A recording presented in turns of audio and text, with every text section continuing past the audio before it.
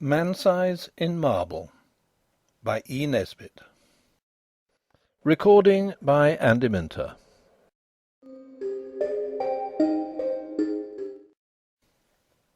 Although every word of this story is as true as despair, I do not expect people to believe it. Nowadays, a rational explanation is required before belief is possible. Let me then at once offer the rational explanation which finds most favour among those who have heard the tale of my life's tragedy. It is held that we were under a delusion, Laura and I, on that 31st of October, and that this supposition places the whole matter on a satisfactory and believable basis. The reader can judge, when he too has heard my story, how far this is an explanation, and in what sense it is rational. There were three who took part in this: Laura and I and another man. The other man still lives, and can speak to the truth of the least credible part of my story. I never in my life knew what it was to have as much money as I required to supply the most ordinary needs, good colours, books, and cab fares. And when we were married, we knew quite well that we should only be able to live at all by strict punctuality and attention to business. I used to paint in those days, and Laura used to write, and we felt sure we could keep the pot at least simmering. Living in town was out of the question, so we went to look for a cottage in the country, which should be at once sanitary and picturesque. So rarely do these two qualities meet in one cottage that our search was, for some time, quite fruitless. We tried advertisements, but most of the desirable rural residences which we did look at proved to be lacking in both essentials. And when a cottage chanced to have drains, it always had stucco as well, and was shaped like a tea-caddy. And if we found a vine or rose-covered porch, corruption invariably lurked within. Our minds got so befogged by the eloquence of house-agents, and the rival disadvantages of the fever-traps and outrages to beauty which we had seen and scorned, that I very much doubt whether either of us on our wedding morning knew the difference between a house and a haystack. But when we got away from friends and house-agents on our honeymoon, our wits grew clear again, and we knew a pretty cottage when at last we saw one. It was at Brenzett, a little village set on a hill over against the southern marshes. We had gone there from the seaside village where we were staying to see the church, and 2 fields from the church we found this cottage. It stood quite by itself, about 2 miles from the village. It was a long, low building, with rooms sticking out in unexpected places. There was a bit of stonework, ivy-covered and moss-grown, just 2 old rooms, all that was left of a big house that had once stood there. And round this stonework the house had grown up. Stripped of its roses and jasmine, it would have been hideous. As it stood, it was charming, and after a brief examination we took it. It was absurdly cheap. The rest of our honeymoon we spent in grubbing about in second-hand shops in the county town, picking up bits of old oak and Chippendale chairs for our furnishing. We wound up with a run up to town and a visit to Liberty's, and soon the low oak-beamed lattice-windowed rooms began to be home. There was a jolly old-fashioned garden with grass paths, and no end of hollyhocks and sunflowers and big lilies. From the window you could see the marsh pastures, and beyond them the blue thin line of the sea. We were as happy as the summer was glorious, and settled down into work sooner than we ourselves expected. I was never tired of sketching the view and the wonderful cloud effects from the open lattice, and Laura would sit at the table and write verses about them, in which I mostly played the part of foreground. We got a tall old peasant woman to do for us. Her face and figure were good, though her cooking was of the homeliest, but she understood all about gardening, and told us all the old names of the coppices and cornfields, and the stories of the smugglers and highwaymen, and better still, of the things that walked, and of the sights which met one in lonely glens on a starlit night. She was a great comfort to us, because Laura hated housekeeping as much as I loved folklore, and we soon came to leave all the domestic business to Mrs. Dorman, and to use her legends in little magazine stories, which brought in the jingling guinea. We had 3 months of married happiness, and did not have a single quarrel. One October evening I had been down to smoke a pipe with the doctor, our only neighbour, a pleasant young Irishman. Laura had stayed at home to finish a comic sketch of a village episode for the monthly Marplot. I left her laughing over her own jokes, and came in to find her a crumpled heap of pale muslin, weeping on the window-seat. "Good heavens, my darling, what's the matter?" I cried, taking her in my arms. She leant her little dark head against my shoulder and went on crying. I had never seen her cry before. We had always been so happy, you see, and I felt sure some frightful misfortune had happened. "What is the matter? Do speak." "It's Mrs. Dorman," she sobbed. "What has she done?" I inquired, immensely relieved. "She says she must go before the end of the month, and she says her niece is ill. She's gone down to see her now. But I don't believe that's the reason, because her niece is always ill. I believe someone's been setting her against us. Her manner was so queer." "Never mind, Pussy," I said. "Whatever you do, don't cry, or I shall have to cry too, to keep you in countenance, and then you'll never respect your man again." She dried her eyes obediently on my handkerchief, and even smiled faintly. "But you see," she went on, "it really is serious, because these village people are so sheepy, and if one won't do a thing, you may be quite sure none of the others will. And I shall have to cook the dinners and wash up the hateful greasy plates, and you'll have to carry cans of water about and clean the boots and knives, and we shall never have time for work, or earn any money, or anything. We shall have to work all day, and only be able to rest when we are waiting for the kettle to boil." I represented to her that even if we had to perform these duties, the day would still present some margin for other toils and recreations, but she refused to see the matter in any but the greyest light. She was very unreasonable, my Laura, but I could not have loved her any more if she had been as reasonable as Whately. "I'll speak to Mrs. Dorman when she comes back, and see if I can't come to terms with her," I said. "Perhaps she wants a rise in her screw. It'll be all right. Let us walk up to the church." The church was a large and lonely one, and we loved to go there, especially upon bright nights. The path skirted a wood, cut through it once, and ran along the crest of the hill through 2 meadows, and round the churchyard wall, over which the old yews loomed in black masses of shadow. This path, which was partly paved, was called the bier-balk, for it had long been the way by which the corpses had been carried to burial. The churchyard was richly treed, and was shaded by great elms, which stood outside and stretched their majestic arms in benediction over the happy dead. A large low porch let one into the building by a Norman doorway and a heavy oak door studded with iron.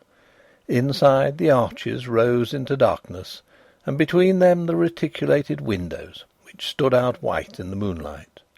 In the chancel the windows were of rich glass, which showed in faint light their noble colouring, and made the black oak of the choir pews hardly more solid than the shadows. But on each side of the altar lay a grey marble figure of a knight in full plate armour, lying upon a low slab, with hands held up in everlasting prayer. And these figures, oddly enough, were always to be seen if there were any glimmer of light in the church. Their names were lost, but the peasants told of them that they had been fierce and wicked men, marauders by land and sea, who had been the scourge of their time, and had been guilty of deeds so foul that the house that they had lived in, the big house, by the way, that had stood on the site of our cottage, had been stricken by lightning and the vengeance of heaven. But for all that, the gold of their heirs had bought them a place in the church. Looking at the bad, hard faces reproduced in the marble, this story was easily believed. The church looked at its best and weirdest on that night, for the shadows of the yew trees fell through the windows upon the floor of the nave, and touched the pillars with tattered shade. We sat down together without speaking, and watched the solemn beauty of the old church, with some of the awe which inspired its early builders. We walked to the chancel and looked at the sleeping warriors. Then we rested some time on the stone seat in the porch, looking out over the stretch of quiet moonlit meadows, feeling in every fibre of our being a piece of the night and of our happy love, and came away at last with a sense that even scrubbing and blackleading were but small troubles at their worst. Mrs. Dorman had come back from the village, and I at once invited her to a tête-à-tête. "Now, Mrs. Dorman," I said, when I had got her into my painting room, "what's all this about your not staying with us?" "I should be glad to get away, sir, before the end of the month," she answered, with her usual placid dignity. "Have you any fault to find, Mrs. Dorman?" "None at all, sir. You and your lady have always been most kind, I'm sure." "Well, what is it? Are your wages not high enough?" "No, sir, I gets quite enough." "Then why not stay?" "I'd rather not." With some hesitation. "My niece is ill." "But your niece has been ill ever since we came." No answer. There was a long and awkward silence. I broke it. "Can't you stay for another month?" I asked. "No, sir. I'm bound to go by Thursday." And this was Monday. "Well, I must say I think you might have let us know before. There's no time now to get anyone else, and your mistress is not fit to do heavy housework. Can't you stay till next week?" "I might be able to come back next week." I was now convinced that all she wanted was a brief holiday, which we should have been willing enough to let her have as soon as we could get a substitute. "But why must you go this week?" I persisted. "Come, out with it." Mrs. Dorman drew the little shawl, which she always wore, tightly across her bosom, as though she were cold. Then she said, with a sort of effort, "They say, sir, as this was a big house in Catholic times, and there was many deeds done here." The nature of the "deeds" might be vaguely inferred from the inflection of Mrs. Dorman's voice, which was enough to make one's blood run cold. I was glad that Laura was not in the room. She was always nervous, as highly strung natures are, and I felt that these tales about our house, told by this old peasant woman with her impressive manner and contagious credulity, might have made our home less dear to my wife. "Tell me all about it, Mrs. Dorman," I said. "You needn't mind about telling me. I'm not like the young people who make fun of such things." Which was partly true. "Well, sir," she sank her voice, "you may have seen in the church, beside the altar, two shapes." "You mean the effigies of the knights in armour?" I said cheerfully. "I mean them two bodies, drawed out man-size in marble," she returned, and I had to admit that her description was 1,000 times more graphic than mine, to say nothing of a certain weird force and uncanniness about the phrase "drawed out man-size in marble." "They do say as on All Saints' Eve them two bodies sits up on their slabs and gets off them, and then works down the aisle in their marble." Another good phrase, Mrs. Dorman. "And as the church clock strikes 11, they works out the church door and over the graves and along the bier balk, and if 'tis a wet night, there's the marks of their feet in the morning." "And where do they go?" I asked, rather fascinated. "They comes back here to their home, sir. And if anyone meets them—" "Well, what then?" I asked. But no, not another word could I get from her, save that her niece was ill and she must go. After what I had heard, I scorned to discuss the niece, and tried to get from Mrs. Dorman more details of the legend. I could get nothing but warnings. "Whatever you do, sir, lock the door early on All Saints' Eve, and make the cross sign over the doorstep and on the windows." "But has anyone ever seen these things?" I persisted. "That's not for me to say. I know what I know, sir." "Well, who was here last year?" "No one, sir. Lady as owned the house only stopped during the summer, and she always went to London a full month afore the night.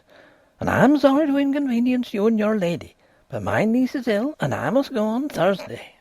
I could have shaken her for her absurd reiteration of that obvious fiction after she had told me her real reasons. She was determined to go, nor could our united entreaters move her in the least.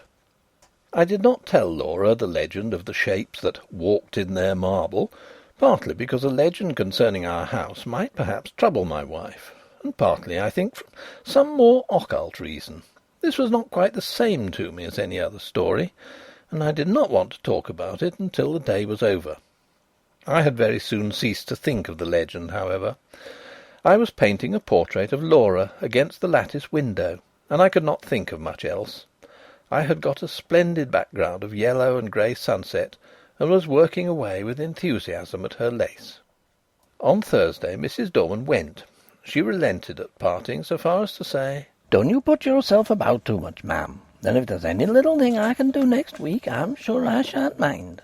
from which I inferred that she wished to come back to us after Halloween.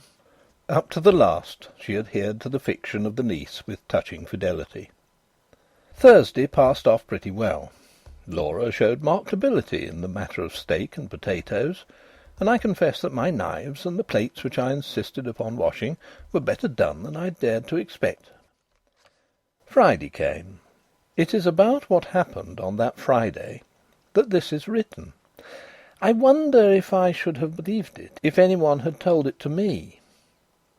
I will write the story of it as quickly and plainly as I can. Everything that happened on that day is burnt into my brain. I shall not forget anything, nor leave anything out. I got up early, I remember, and lighted the kitchen fire, and had just achieved a smoky success when my little wife came running down, as sunny and sweet as the clear October morning itself. We prepared breakfast together, and found it very good fun. The housework was soon done, and when brushes and brooms and pails were quiet again, the house was still indeed. It is wonderful what a difference one makes in a house. We really missed Mrs. Dorman, quite apart from considerations concerning pots and pans. We spent the day in dusting our books and putting them straight, and dined gaily on cold steak and coffee. Laura was, if possible, brighter and gayer and sweeter than usual, and I began to think that a little domestic toil was really good for her. We had never been so merry since we were married, and the walk we had that afternoon was, I think, the happiest time of all my life. When we had watched the deep scarlet clouds slowly pale into leaden grey against a pale green sky, and saw the white mists curl up along the hedgerows in the distant marsh, we came back to the house silently, hand in hand. "You're sad, my darling," I said, half jestingly, as we sat down together in our little parlour. I expected a disclaimer, for my own silence had been the silence of complete happiness. To my surprise, she said, "Yes, I think I am sad, or rather I'm uneasy. I don't think I'm very well. I've shivered 3 or 4 times since we came in, and it's not cold, is it?" "No," I said, and hoped it was not a chill caught from the treacherous mists that roll up from the marshes in the dying light. No, she said she did not think so.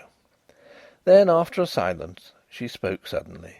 "Do you ever have presentiments of evil?" "No," I said, smiling, "and I shouldn't believe in them if I had." "I do," she went on. "The night my father died, I knew it, though he was right away in the north of Scotland." I did not answer in words. She sat looking at the fire for some time in silence, gently stroking my hand. At last she sprang up, came behind me, and drawing my head back, kissed me. "There, it's over now," she said. "What a baby I am! Come, light the candles, and we'll have some of these new Rubinstein duets." And we spent a happy hour or 2 at the piano. At about 10:30 I began to long for the good-night pipe, but Laura looked so white that I felt it would be brutal of me to fill our sitting-room with the fumes of strong Cavendish. "I'll take my pipe outside," I said. "Let me come too." "No, sweetheart, not tonight. You're much too tired. I shan't be long. Get to bed, or I shall have an invalid to nurse tomorrow, as well as the boots to clean."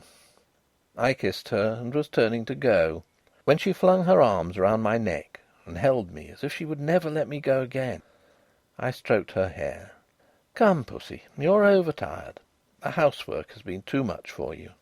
She loosened her clasp a little and drew a deep breath. "No, we've been very happy today, Jack, haven't we? Don't stay up too long." "I won't, my dearie." I strolled out of the front door, leaving it unlatched. What a night it was! The jagged masses of heavy dark cloud were rolling at intervals from horizon to horizon, and thin white wreaths covered the stars. Through all the rush of the cloud river, the moon swam, breasting the waves and disappearing again in the darkness. When now and again her light reached the woodlands, they seemed to be slowly and noiselessly moving in time to the swing of the clouds above them. There was a strange grey light over all the earth. The fields had that shadowy bloom over them which only comes from the marriage of dew and moonshine, or frost and starlight. I walked up and down, drinking in the beauty of the quiet earth and the changing sky. The night was absolutely silent. Nothing seemed to be abroad. There was no scurrying of rabbits or twitter of the half-asleep birds. And though the clouds went sailing across the sky, the wind that drove them never came low enough to rustle the dead leaves in the woodland paths. Across the meadows I could see the church tower, standing out black and grey against the sky. I walked there, thinking over our 3 months of happiness, and of my wife, her dear eyes, her loving ways. Oh, my little girl, my own little girl! What a vision came then of a long, glad life for you and me together! I heard a bell beat from the church. 11 already. I turned to go in, but the night held me. I could not go back to our little warm rooms yet. I would go up to the church. I felt vaguely that it would be good to carry my love and thankfulness to the sanctuary, whither so many loads of sorrow and gladness had been borne by the men and women of the dead years. I looked in at the low window as I went by. Laura was half lying on her chair in front of the fire. I could not see her face, only her little head showed dark against the pale blue wall. She was quite still, asleep no doubt. My heart reached out to her as I went on. There must be a God, I thought, and a God who was good. How otherwise could anything so sweet and dear as she have ever been imagined? I walked slowly along the edge of the wood. A sound broke the stillness of the night. It was a rustling in the wood. I stopped and listened. The sound stopped too. I went on, and now distinctly heard another step than mine answer mine like an echo. It was a poacher or wood stealer most likely, for these were not unknown in our Arcadian neighbourhood. But whoever it was, he was a fool not to step more lightly. I turned into the wood, and now the footsteps seemed to come from the path I had just left. It must be an echo, I thought. The wood looked perfect in the moonlight. The large dying ferns and the brushwood showed where, through thinning foliage, the pale light came down. The tree trunks stood up like Gothic columns all around me. They reminded me of the church, and I turned into the bier balk and passed through the corpse gate between the graves to the low porch. I paused for a moment on the stone seat where Laura and I had watched the fading landscape. Then I noticed that the door of the church was open, and I blamed myself for having left it unlatched the other night. We were the only people who ever cared to come to the church except on Sundays, and I was vexed to think that through our carelessness the damp autumn airs had had a chance of getting in and injuring the old fabric. I went in. It will seem strange, perhaps, that I should have gone halfway up the aisle before I remembered, with a sudden chill, followed by as sudden a rush of self-contempt, that this was the very day and hour when, according to tradition, the shapes drawed out man's size in marble began to walk. Having thus remembered the legend, and remembered it with a shiver of which I was ashamed, I could not do otherwise than walk up towards the altar, just to look at the figures, as I said to myself. Really, what I wanted was to assure myself, first, that I did not believe the legend, and secondly, that it was not true. I was rather glad that I had come. I thought now I could tell Mrs. Dorman how vain her fancies were, and how peacefully the marble figures slept on through the ghastly hour. With my hands in my pockets, I passed up the aisle. In the grey dim light, the eastern end of the church looked larger than usual, and the arches above the 2 tombs looked larger too. The moon came out and showed me the reason. I stopped short. My heart gave a leap that nearly choked me, and then sank sickeningly. The bodies drawed out man-size were gone, and their marble slabs lay wide and bare in the vague moonlight that slanted through the east window. Were they really gone, or was I mad? Clenching my nerves, I stopped and passed my hand over the smooth slabs, and felt their flat, unbroken surface. Had someone taken the things away? Was it some vile practical joke? I would make sure anyway. In an instant I had made a torch of a newspaper which happened to be in my pocket, and lighting it, held it high above my head. Its yellow glare illumined the dark arches and those slabs. The figures were gone, and I was alone in the church. Or was I alone? And then a horror seized me, a horror indefinable and indescribable, an overwhelming certainty of supreme and accomplished calamity. I flung down the torch and tore along the aisle and out through the porch, biting my lips as I ran to keep myself from shrieking aloud. Oh, was I mad, or what was this thing that had possessed me? I leapt the churchyard wall and took the straight cut across the fields, led by the light from our windows. Just as I got over the first stile, a dark figure seemed to spring out of the ground. Mad still with that certainty of misfortune, I made for the thing that stood in my path, shouting, "Get out of the way, can't you?" But my push was met with a more vigorous resistance than I had expected. My arms were caught just above the elbow and held as in a vice, and the raw-boned Irish doctor actually shook me. "Would ye?" he cried in his own unmistakable accents. "Would ye, then?" "Let me go, you fool!" I gasped.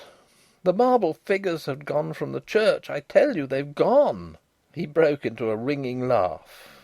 "I'll have to give you a draught tomorrow, I see. You've been smoking too much and listening to old wives' tales." "I tell you, I've seen the bare slabs." "Well, come back with me. I'm going up to Tom Palmer's. His daughter said we're looking at the church, and let me see the bare slabs." "You go if you like," I said, a little less frantic for his laughter. "I'm going home to my wife." "Rubbish, man," said he. "Do you think I'll permit of that? Are you to go saying all your life that you've seen solid marble endowed with vitality, and me to go all my life saying that you're a coward? No, sir, you shan't do it." The night air, a human voice, and I think also the physical contact with this 6 feet of solid common sense, brought me back a little to my ordinary self, and the word coward was a mental shower bath. "Come on, then," I said sullenly. "Perhaps you're right." He still held my arm tightly. We got over the stile and walked back to the church. All was still as death. The place smelt very damp and earthy. We walked up the aisle. I am not ashamed to confess that I shut my eyes. I knew the figures would not be there. I heard Kelly strike a match. "Here they are, you see right enough. You've been dreaming or drinking. Asking your pardon for the invitation." I opened my eyes. By Kelly's expiring vesta, I saw 2 shapes lying, in their marble, on their slabs. I drew a deep breath and caught his hand. "I'm awfully indebted to you," I said. "It must have been some trick of the light, or I've been working rather hard. Perhaps that's it. Do you know, I was quite convinced they were gone." "I'm aware of that," he answered, rather grimly. "You'll have to be careful of that brain of yours, my friend, I assure you." He was leaning over and looking at the right-hand figure, whose stony face was the most villainous and deadly in expression. "By Jove!" he said. "Something's been afoot here. This hand is broken." And so it was. I was certain that it had been perfect the last time Laura and I had been there. "Perhaps someone's tried to remove them," said the young doctor. "That won't account for my impression," I objected. "Too much painting and tobacco will account for that well enough." "Come along," I said, "or my wife will be getting anxious.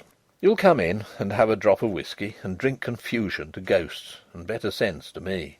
"I ought to go to Palmer's, but it's so late now, I'd best leave it till morning," he replied. "I was kept late at the Union, and I've had to see a lot of people since. All right, I'll come back with ye." I think he fancied I needed him more than did Palmer's girl. So, discussing how such an illusion could have been possible, and deducing from this experience large generalities concerning ghostly apparitions, we walked up to our cottage. We saw, as we walked up the garden path, that the bright light streamed out of the front door, and presently saw that the parlour door was open too. Had she gone out? "Come in," I said, and Dr. Kelly followed me into the parlour. It was all ablaze with candles, not only the wax ones, but at least a dozen guttering, glaring tallow dips stuck in vases and ornaments in unlikely places. Light, I knew, was Laura's remedy for nervousness. Poor child, why had I left her? Brute that I was! We glanced round the room, and at first we did not see her. The window was open, and the draught set all the candles flaring one way. Her chair was empty, and her handkerchief and book lay on the floor. I turned to the window. There, in the recess of the window, I saw her.